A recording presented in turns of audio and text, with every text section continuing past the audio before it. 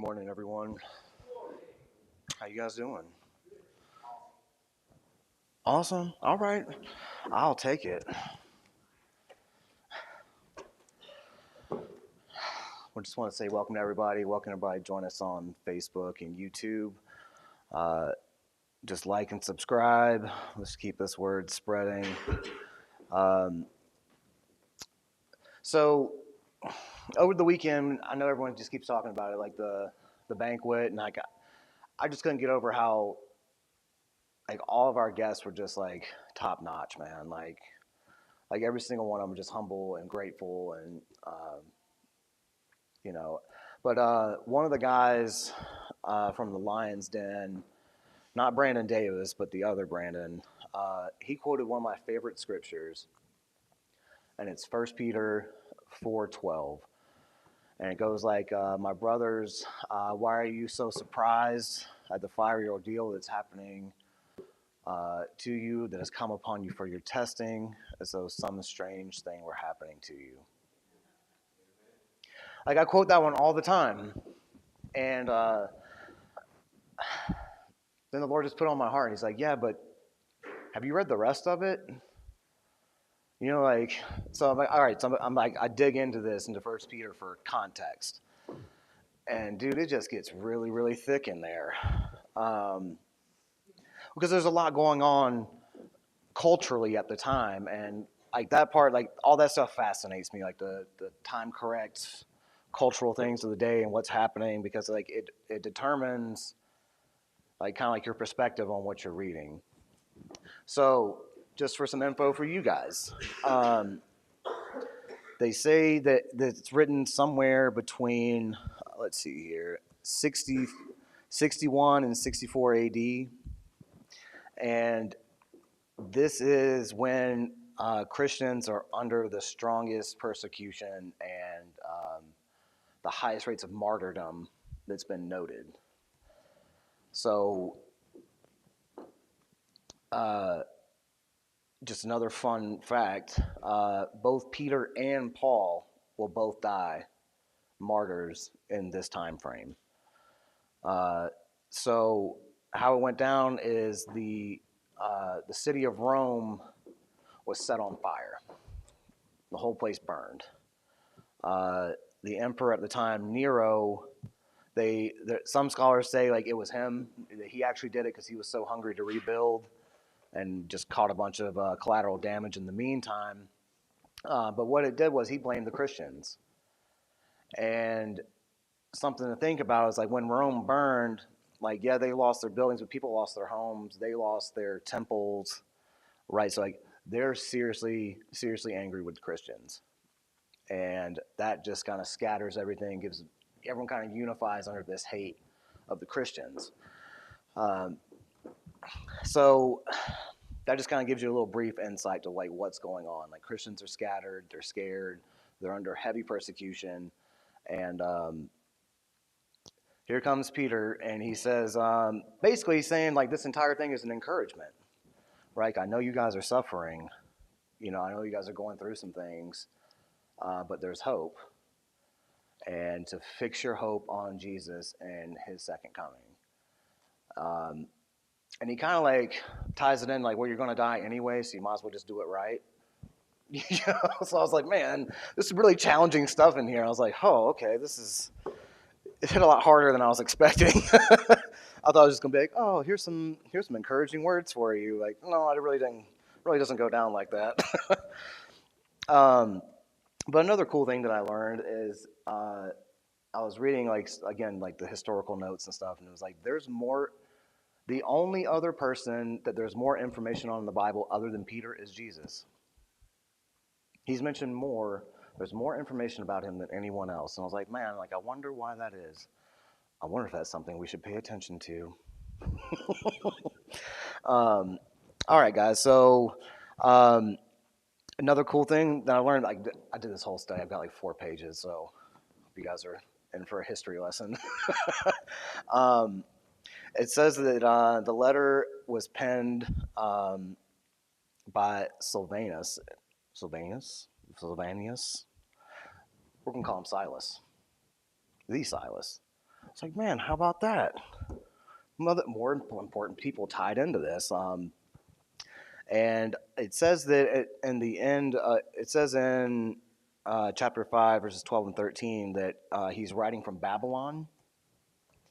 And like reading into it, that really struck me because like actually like historians say that could be three different places, right? That could be like a Roman outpost in northern Egypt, highly unlikely. Could be in the Macedonian Empire, again, kind of unlikely that Peter and Silas are both there. It's more unlikely that he is actually writing from Rome, and he's using Babylon as an Old Testament thing to say like any place where there's evil going on. And also, he did not want to give away where he was. I thought that was really kind of cool, like little spy techniques, like I'm not going to tell you where I'm writing from because I don't want you to come here and kill me. And then it started challenging me. I was like, man, like we don't suffer persecution like that, like at all. At all. And here he is just boldly spreading the word to all the churches all across Turkey, well, Asia Minor as they call it. And it really started challenging me. I was like, man, we don't have to deal with being locked up for being a Christian. We can be as bold as we want to be without repercussion. Like, I think the worst thing you'll suffer is some fear, maybe some embarrassment. That's it. Fear and embarrassment. That's it. No one's going to lock you up. No one's going to kill you for it. So I was like, man, again, I'm telling you guys, this hit hard, man. I was like, ooh. But through all that though, let's get moving. So it was just cool that like some of the verbiage that he used in here, like, it was. I also read this thing that says that this is one of the harder sections, like to like translate, like and interpret at the same time. Because like if you read it, it's like, man, like I'm reading it word for word, and I'm still like hit or miss on like some of the stuff that's going on. But one of the things that he does right out the gate, and this is in the first, the first verse of First Peter, and he calls us aliens that are scattered, but we're chosen. And the word that he used there was the same word that God used in Genesis when he called Abraham, and he chose the people of Israel. Like, so I just love how he like ties it right in, like off the rip. Like, hey guys, like I'm talking to you. That's you. Like that's us. Like we are chosen the same way Abraham was chosen, the same way the children of Israel were chosen. So I'm going to skip ahead a little bit because there's a part in here that, buddy, it just got to me. All right.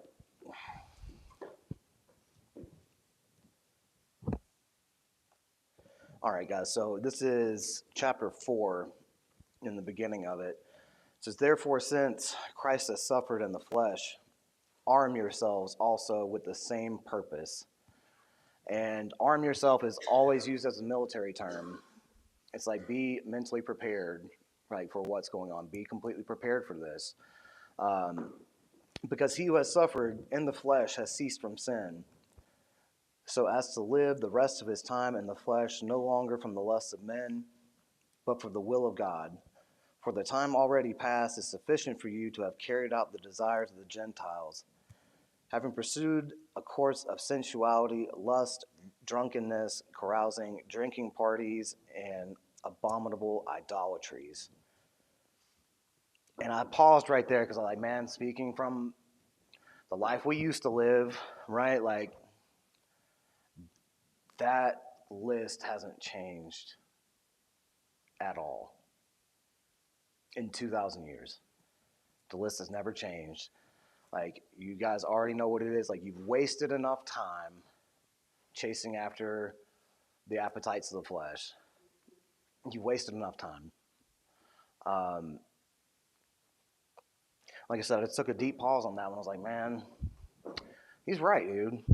We all wasted enough time, and here we are together. So it goes on. Sorry, guys, let me find which page notes I'm on now.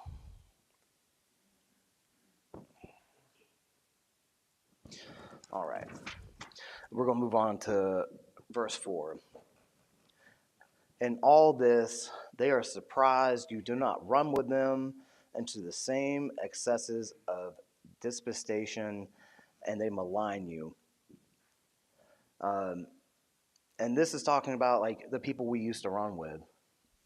That's the they in this part. Like, all right, since we're dying to self, right? Because like the suffering these people are going through, it's not the same, but that's the only suffering that I could really like tie myself into, right? Like dying to self, crucifying your flesh, like that can be our suffering. When it says they, though, it's talking about like your old friends, like family members, whatever. Like, you know, you come here and they're like, why? Like they don't understand it. Like,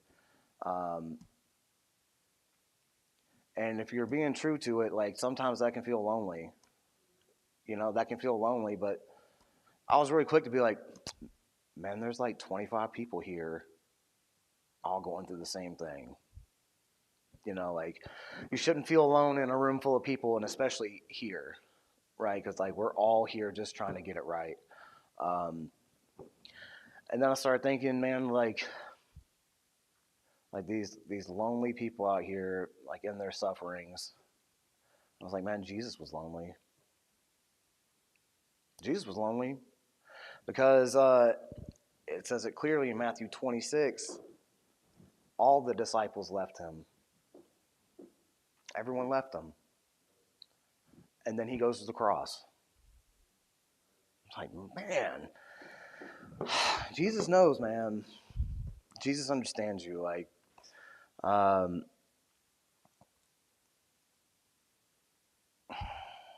there's hope, right? There's hope. Because then it goes on to say, like, those who speak evil over you, don't worry about that. Like, they have to answer to God about that.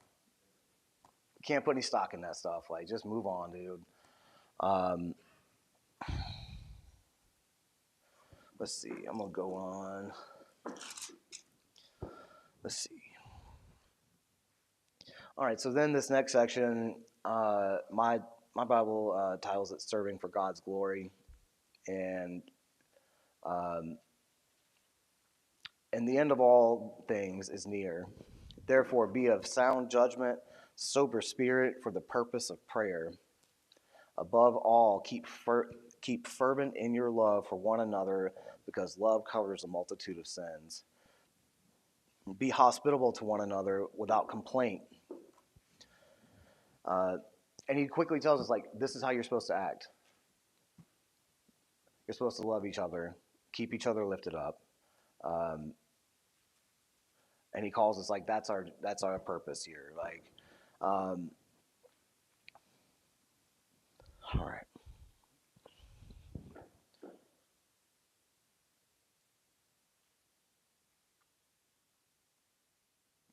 All right.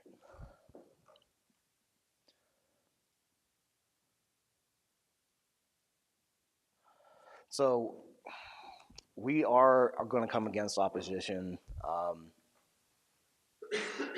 just as believers. It's going to happen.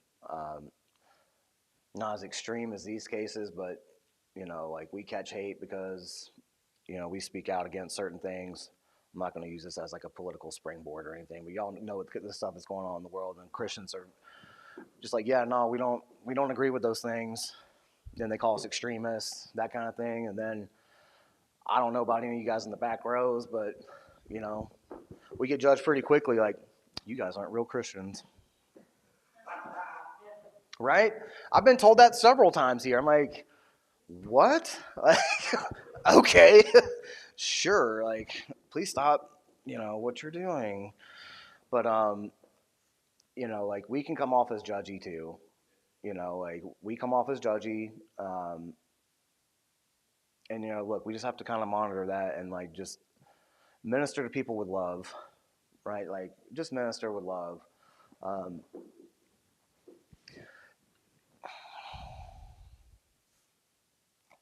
And just don't be ashamed, man. Like I said, it's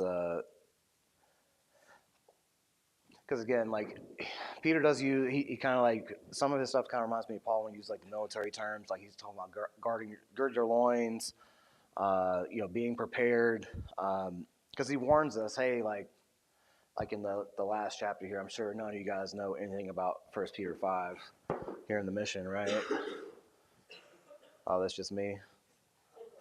All right. But he warns us, like, hey, like the devil's slick, y'all. The devil's slick, and if you don't keep your guard up, man, like it's easy to fall into that stuff. Uh, so be wise to the devil and his devices. All right, so just to kind of recap, um, Peter didn't have a lot of time when this was written, and he knew that. I feel like he knew that, right? Like he didn't have a lot of time, so he's like, "All right, guys, like here's what it is. Like no matter what you're going through, um, resist sin, um, chase after God's glory and God's plan in your life. Chase that because like all these things are going to happen, right? It's going to happen in some fashion or another. Um, be prepared, um, and also a theme that I kind of picked up on was like sometimes suffering can help you. Suffering and pain can help you um, because it very quickly burns away a lot of the secondary, right? Like, all right, I know I need to focus. I know I need to focus.